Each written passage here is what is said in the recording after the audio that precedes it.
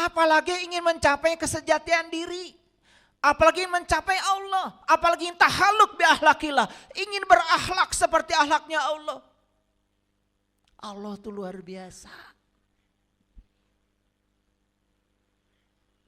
Dia maha segalanya. Saking maha segalanya, maka dia tidak tersentuh sama sekali. Jangan percaya kalau orang menjelaskan, katanya Allah itu dendaman. Kalau kita tidak baik sama dia, maka kita akan dikutuk, begitu? Nah, yang suka mengutuk itu kan kamu. Kita itu kadang-kadang kalau bicara itu berlawanan. Di satu sisi mengatakan dia maha, tapi di sisi lain sering menjustifikasi seakan-akan kemahaannya itu tidak ada.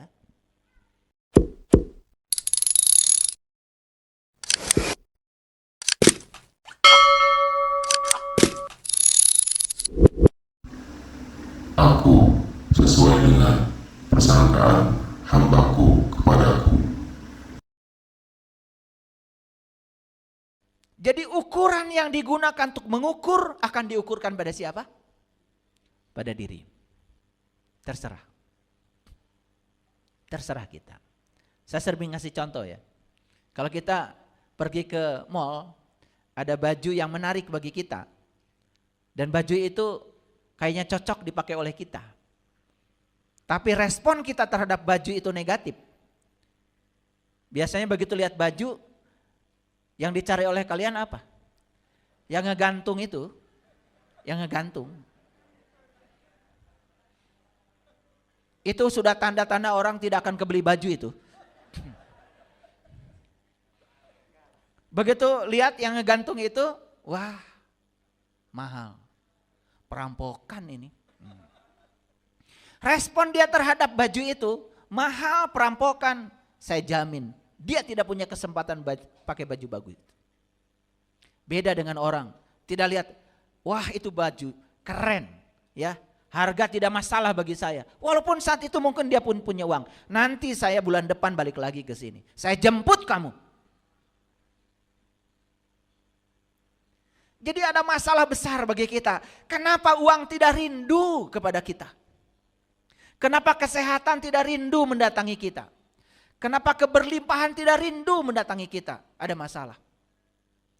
Respon kita terhadap semua itu belum positif. Coba, kita merindukan seseorang, kenapa?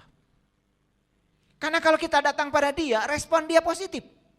Dan pasti kita tidak akan merindukan seseorang. Karena kita tahu, kalau kita datang pada dia, respon dia selalu negatif. Baru nelpon mau datang aja, sudah cari alasan supaya kita tidak datang. Makanya bagaimana uang mau datang sama kita? Bagaimana kesehatan mau datang pada kita? Bagaimana keberlimpahan mau datang pada kita? Bagaimana kebahagiaan mau datang pada kita? Mereka semua tidak rindu kepada kita.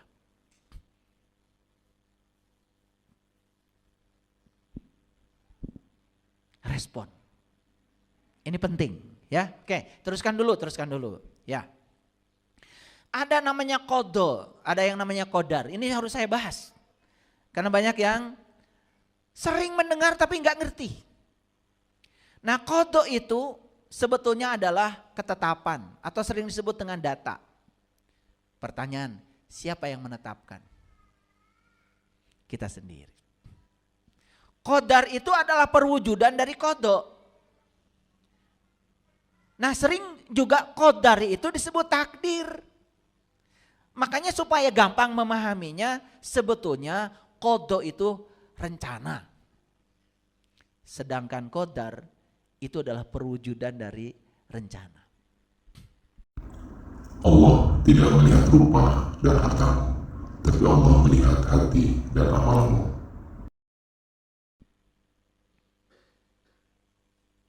Manusia yang merencanakan. Titik-titik yang menentukan. Isi titik-titiknya.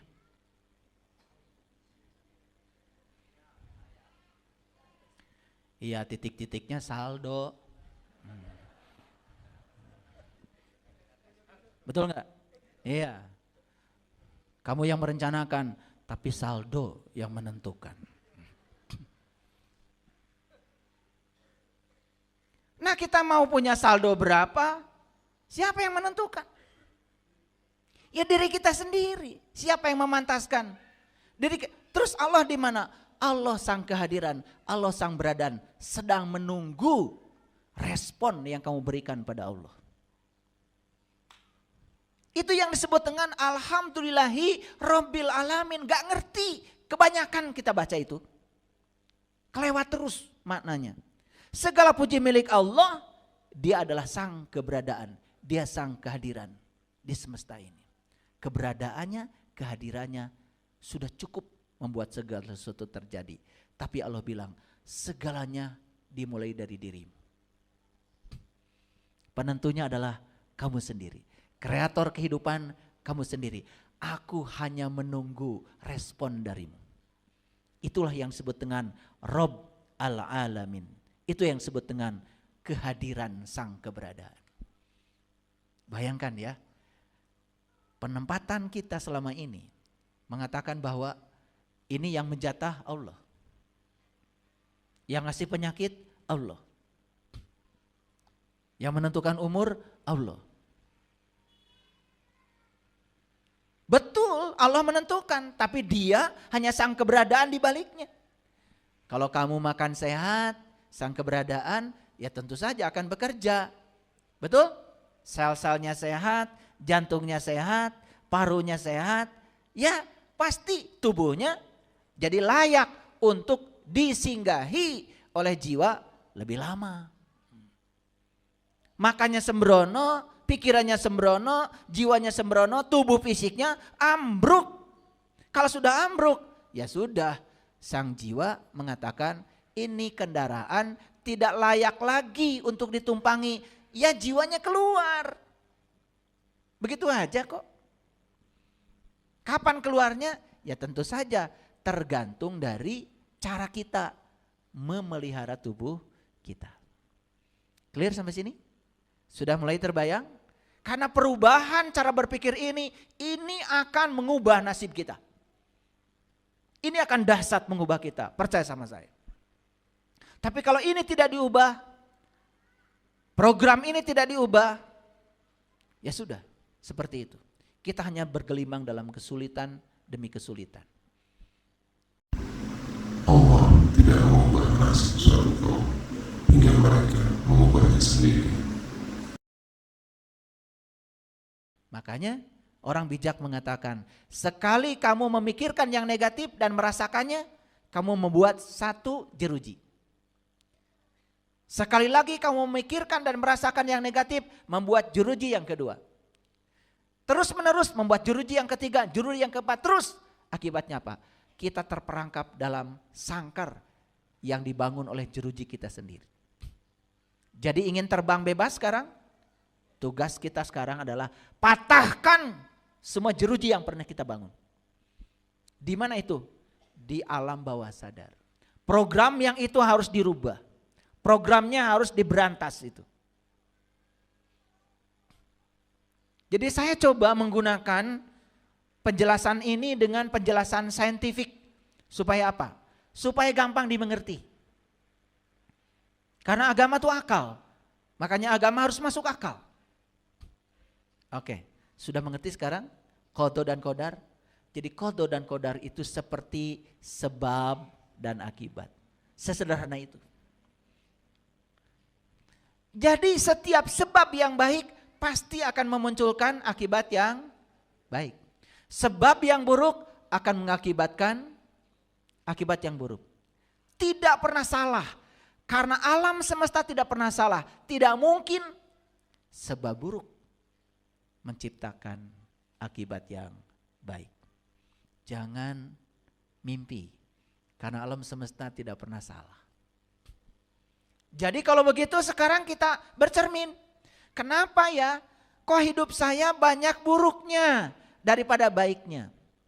Yang kita terima saat ini adalah akibat dari sebab yang kita buat sendiri. Jadi semua yang sedang terjadi dalam kehidupan kita saat ini hanya sedang mengingatkan apa yang pernah kita tanam.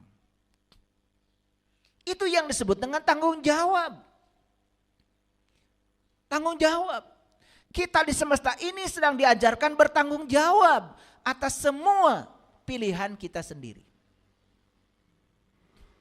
Hadirin, saya ingin mengajarkan satu.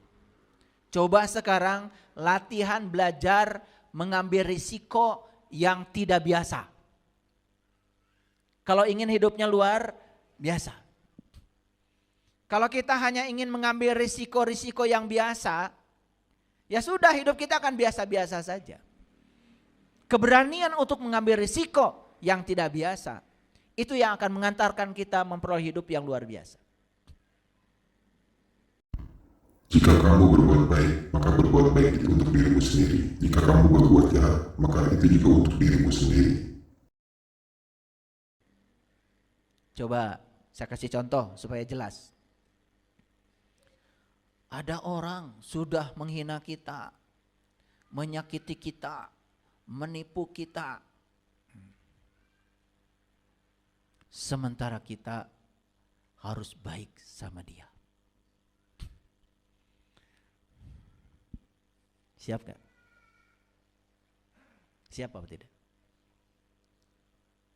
Iya, katanya ingin jadi orang luar biasa.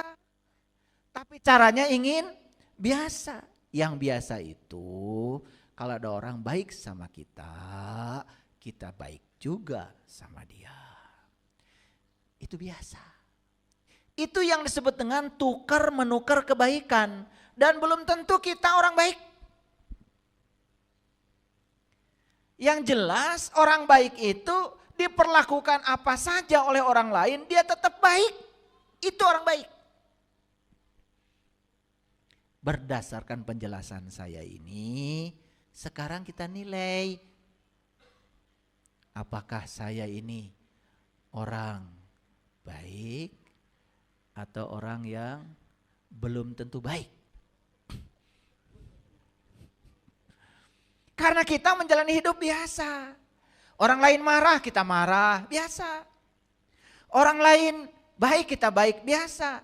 Orang lain marah, kita diam. Bahkan memaafkan. Orang lain merugikan kita, malah kita baik sama dia. Orang lain pelit sama kita, malah oleh-oleh dari kita lebih banyak. Spesial buat orang yang pelit. Itu baru luar biasa. Jadi jangan mimpi jadi orang luar biasa kalau caramu biasa. Apalagi ingin mencapai kesejatian diri. Apalagi mencapai Allah. Apalagi tahalluq bi akhlaqillah. Ingin berakhlak seperti akhlaknya Allah. Allah itu luar biasa. Dia maha segalanya. Saking maha segalanya, maka dia tidak tersentuh sama sekali. Jangan percaya kalau orang menjelaskan, katanya Allah itu dendaman. Kalau kita tidak baik sama dia, maka kita akan dikutuk, begitu? Yang suka mengutuk itu kan kamu. Kita itu kadang-kadang kalau bicara itu berlawanan. Di satu sisi mengatakan dia maha, tapi di sisi lain sering menjustifikasi seakan-akan kemahaannya itu tidak ada. Allah maha meliputi segala sesuatu. Paham sampai sini? Judulnya udah selesai ya? Nah, baru judul. Jadi kalau begitu kita simpulkan dulu, menjadi perajin bagi nasib sendiri berarti kita secara terus-menerus belajar menggunakan keterampilan dan bakat yang Allah berikan pada kita untuk mengukir nasib kita sendiri. Jadi lukisannya berharga berapa? Terserah kita. Lukisannya mau bernilai berapa? Terserah kita. Kita penentunya. Kita perencananya, qadha. Kita pun akan melihat perwujudan dari qadha itu, qadar. Jadi sebetulnya semuanya tergantung kepada diri kita sendiri. Nah, nanti takut tidak percaya, nanti pakai ayat. Sekarang sampai sini dulu, bisa memahami ya? Oke. Sedikit renungan. Jadi kalau begitu sekarang ini posisi kita apa? Posisi kita adalah ingin mengubah nasib, bukan? Oke. Setiap perubahan, bahkan perubahan menjadi lebih baik, pasti akan disertai dengan kekurangan dan ketidaknyamanan. Saya yakin. Karena kekurangan, karena ketidaknyamanan, maka kita ingin berubah, bukan? Selalu titik awal perubahan itu adalah kekurangan atau ketidaknyamanan. Pasti itu. Gak apa-apa. Berarti kekurangan, ketidaknyamanan tidak buruk. Karena itu adalah yang akan mengantarkan kita. Ada orang datang kepada saya. Minta diterapi karena sulit tidur.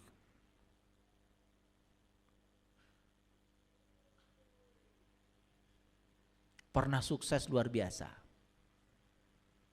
Jadi akhirnya saya dapat rupanya sulit tidurnya itu karena tidak siap untuk melepaskan semua kesuksesannya. Itu aja. Akhirnya ya udah, saya bantu untuk dihipno sebentar. Tapi saya bilang, dihipno sama saya bisa tidur di depan saya. Tetapi saya kan berharap bisa tidur setelah pulang dari rumah saya. Makanya saya akhirnya mengajarkan self hypnosis. Belajar menghipno diri sendiri. Gimana caranya? Saya dobrak dulu alam bawah sadarnya. Dirubah program alam bawah sadarnya. Karena kalau itu tidak, bisa tidur di hadapan saya sejam, tapi pulang dari rumah gak tidur lagi. Cara pandangnya yang harus dirubah. Sesungguhnya hanya orang yang berakal sehat yang dapat menerima pelajaran. Dan kita sadar bukan? Otak itu buatan Allah. Tapi pikiran bukan buatan Allah. Pikiran bentukan lingkungan. Makanya hati-hati membentuk pikiran anak-anak kita. Anak kita mungkin gagal mendengarkan nasihat kita. Tapi anak-anak kita tidak pernah gagal meniru orang tuanya. Dan kita semua sering tidak menerima saat anak melakukan perlawanan pada kita. Padahal yang mengajarkan perlawanan itu kita sendiri. Mereka tidak mungkin tiba-tiba melakukan sesuatu tanpa diajarkan oleh kita. Kita sebetulnya yang pertama mengajarkan itu kepada mereka. Tetapi kita yang mengajarkannya, tapi saat mereka melakukan itu kepada kita, kita yang menolaknya. Di situ kita tidak adil pada anak. Dari sejak kecil, apa yang diajari kepada kita? Mohon maaf ya. Dari sejak kecil kebanyakan kita diajarkan menyalahkan orang lain. Maaf. Bukan menyalahkan diri sendiri. Orang yang suka menggunjingkan orang lain bersama-sama karena dia sebetulnya sedang berjamaah untuk menyalahkan pihak lain yang digunjingkan. Dan secara tidak sadar kita sedang mengajarkan kepada anak-anak kita, kepada orang di sekitar kita untuk menyalahkan orang lain. Jadi kalau kita ingin mengukir nasib kita sendiri, berarti cara yang paling utama apa? Kita harus belajar dulu. Belajar untuk apa? Belajar untuk melihat diri kita sendiri. Makanya jika kita ingin berubah, maka diri sendiri yang harus berubah, bukan orang lain. Dan tidak ada yang bisa mengubah nasib kita selain diri kita sendiri. Tidak ada yang bisa mengubah keadaan kita selain diri kita sendiri. Coba, ubah cara melihat sesuatu. Maka hal-hal yang kita lihat pun pasti berubah. Jadi belajar pengajian, belajar kesadaran, sebetulnya yang paling inti adalah belajar mengubah cara melihat sesuatu. Karena itu sumber penderitaan semua manusia. Cara melihatnya salah, di tempat yang salah. Akibatnya dia akan menyimpulkan itu salah. Maka dia selamanya akan terjebak benar salah, baik buruk. terjebak dalam lingkaran dualitas yang tanpa henti. Boleh jadi kamu membenci sesuatu, padahal itu baik bagimu. Boleh jadi kamu menyukai sesuatu, padahal itu buruk bagimu. Kalau seperti itu, kebahagiaan hanya angan-angan. Mengambil langkah baru, mengucapkan kata baru, itu hal yang paling ditakuti oleh semua orang. Kenapa? Kebanyakan orang hanya ingin di zona nyaman. Mengambil langkah baru, mengucapkan kata baru, kebanyakan ditakuti orang. Tapi kalau kita tidak mau mengambil langkah baru dan tidak mau membuat kata baru dalam hidup kita, kita tidak akan jadi manusia baru. Selamanya kita menjadi manusia usang yang lama. Padahal semesta terus berjalan. Waktu tidak menunggu. Kedewasaan adalah ketika kita berhenti mengeluh dan membuat alasan, lalu mulai membuat perubahan. Kita masih kekanak-kanakan, senang mengeluh, bahkan sering membuat alasan untuk tidak melakukan sesuatu. Maka orang yang terus mengeluh, membuat alasan, tidak berani memulai sesuatu. Sudah jelas, ibadah kita selama ini itu tidak ada dampak kepada kita. Sudah jelas, sholat kita yang ribuan rakaat itu tidak bisa mencegah dari perbuatan keji dan munkar. Tetapi tidak ada kata baru dalam dirinya. Tidak ada langkah baru. Terus melakukan itu saja yang sudah jelas tidak berdampak. Harusnya tanya, kenapa kok sholat saya begini? Kok sholat saya tidak mencegah perbuatan keji dan munkar? Di mana letak kesalahannya? Gak berani mengambil langkah baru. Makanya saya sering mengatakan, hanya orang yang berani tersesat yang tidak akan tersesat. Yang takut tersesat selamanya akan tersesat. Yang berani ke sini pasti nyampe ke sini. Yang takut ke sini masih di kamarnya sekarang. Nggak kemana-mana, di rumah aja karena takut. Tapi yang berani ke sini nyampe. Google Map macet, bisa tanya orang. Dan ingat, kita akan bertanya sesuatu pada orang saat kita sedang tersesat. Yang sedang di rumah gak mungkin tanya. Betul gak? Makanya selamanya tersesat. Yang berani datang pasti nyampe. Makanya Allah bilang, man kana yarju liqa Allah fa inna ajalallahu la'at. Barang siapa yang berharap jumpa dengan Allah, waktu yang dijanjikan pasti datang. Barang siapa mengharap bertemu dengan Allah, maka sesungguhnya waktu yang dijanjikan itu pasti datang.